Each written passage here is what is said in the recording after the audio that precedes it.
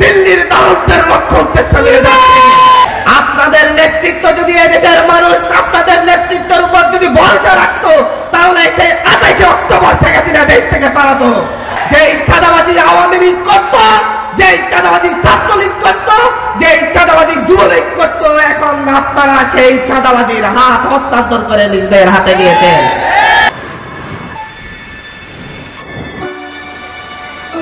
এত রক্ত দেওয়ার পরেও যারা আওয়ামী লীগের পক্ষে অবস্থান নেবে, তাদের সাথে বাংলাদেশের মানুষের কোনো সম্পর্ক নেই, থাকতে পারে না। বাংলাদেশের মানুষ সেই দিল্লির এজেন্ডা আর এই দেশে বাস্তবায়ন হতে দেওয়া হবে না।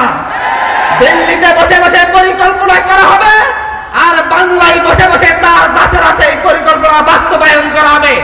সেই স্বপ্ন 5ই আগস্টের পর আর দেখা যাবে না। সেই স্বপ্ন আর দেখবেন না। বাংলার সেই চাঁপাইনবাবগঞ্জের সীমান্তে দেখুন, বাংলার সেই প্রতিটি সীমান্তে দেখুন, সীমান্তের মানুষজন এখন প্রতিরোধ গড়ে তুলছে। সুতরাং দিল্লির পক্ষে এই দেশে অবস্থান করবেন, এই দেশে রাজনীতি করবেন, সেটা এদেশের মানুষ আর মেনে নিবে না, নিবে না, নিবে না। আজকে অভ্যুত্থানের 5 মাস পরে যখন দিল্লির পররাষ্ট্র সচিব বলছে যে আগামী বাংলাদেশের নির্বাচিত সরকারের সাথে সরকার আসলে আমরা সম্পর্ক স্বাভাবিক করব, তার 2 দিন পরেই দেখা যাচ্ছে একটি রাজনৈতিক দলের শীর্ষ নেতা বলছে অতি দ্রুত নির্বাচন দেন, নির্বাচিত সরকারই এই দেশের ভবিষ্যৎ নির্ধারণ করবে।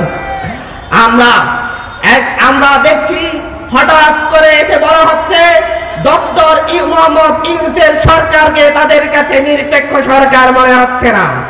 তারা নতুন নিরপেক্ষ সরকার চায়, যেই সরকার 1/11-তে যেরকম ভাবে কারচুপির নির্বাচনের মধ্য দিয়ে আওয়ামী লীগকে ক্ষমতার মস্তকে বসিয়ে দিয়েছিল, বাংলাদেশকে তাদের দাসত্বের ভারতের দাসত্বের শৃঙ্খলা আবদ্ধ করেছিল, সেই রকম একটি নির্বাচনের মধ্য দিয়ে তাদেরকে যেন এমন একটি সরকার দেয়া হয় নিরপেক্ষ সরকারের নামে, যেটা তাদেরকে নিশ্চিত ক্ষমতায় বসিয়ে দিবে, সেই রকম সরকার তারা চায়।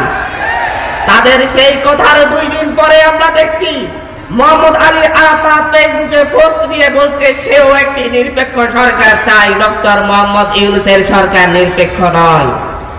আমরা দেখছি আপনাদের ভাষার সাথে আওয়ামী লীগের ভাষা মিলে যাচ্ছে। আপনাদের লক্ষ্য উদ্দেশ্যের সাথে দিল্লির দারুণের লক্ষ্য উদ্দেশ্য মিলে যাচ্ছে। ফ্যাসিবাদের বিরুদ্ধে বাংলাদেশের মানুষ, বাংলাদেশের সকল রাজনৈতিক দল ফ্যাসিস্টের বিরুদ্ধে নাহিদ ইসলামের নেতৃত্ব মেনে নিয়ে রাজপথে নেমে এসেছিল। আপনাদের নেতৃত্ব যদি এদেশের মানুষ আপনাদের নেতৃত্বের উপর যদি ভরসা রাখতো, তাহলে সেই 28 অক্টোবর শেখ হাসিনা দেশ থেকে পালাতো।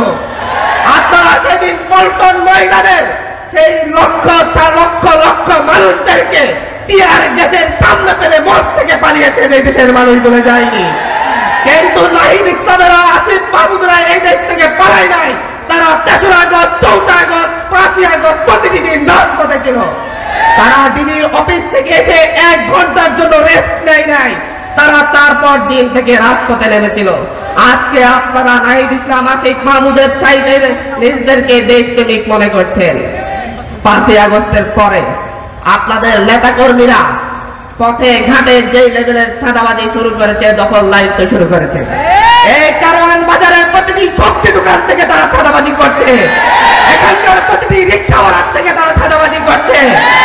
যেই চাঁদাবাজি আওয়ামী লীগ করত, যেই চাঁদাবাজি ছাত্রলীগ করত, যেই চাঁদাবাজি যুবলীগ করত, এখন আপনারা সেই চাঁদাবাজির হাত হস্তান্তর করে নিজেদের হাতে নিয়েছেন। কিন্তু মনে রাখবেন, শুধুমাত্র নির্বাচনের জন্য, ভোটের জন্য এদেশের মানুষ, এদেশের 2000 ছাত্র জনতা জীবন দেয় নাই। এদেশের সকল রাজনৈতিক দলের নেতাকর্মী শুধুমাত্র নির্বাচনের জন্য জীবন দেয় নাই, শেখ হাসিনার বিরুদ্ধে প্রতিরোধ গড়ে তোলে নাই। তারা প্রতিটি চাঁদাবাজের বিরুদ্ধে জীবন দিয়েছে, তারা প্রতিটি দখলদারদের বিরুদ্ধে প্রতিরোধ গড়ে তুলেছে। সুতরাং আজকে এই চাঁদাবাজি দখলদারিত্ব বন্ধ না করলে আপনারা অপেক্ষা করুন। মনে করবেন না 5ই আগস্টের যে কোটি জনতা এই দেশের রাজপথে রাস্তায় নেমে এসেছিল, তারা ঘরে ফিরে গিয়েছে। তারা অপেক্ষা করছে আরেকবার চাঁদাবাজ দখলদারদের বিরুদ্ধে নাহিদ ইসলাম এসে আহ্বান করবে, সেই নাইট ইসলামের আহ্বানে এসে প্রতিটি চাঁদাবাজ দখলদারদেরকে প্রতিটি জাতীয় বিরোধী রাজনৈতিক দলের সমন্বয়ে আবার উৎখাত করা হবে।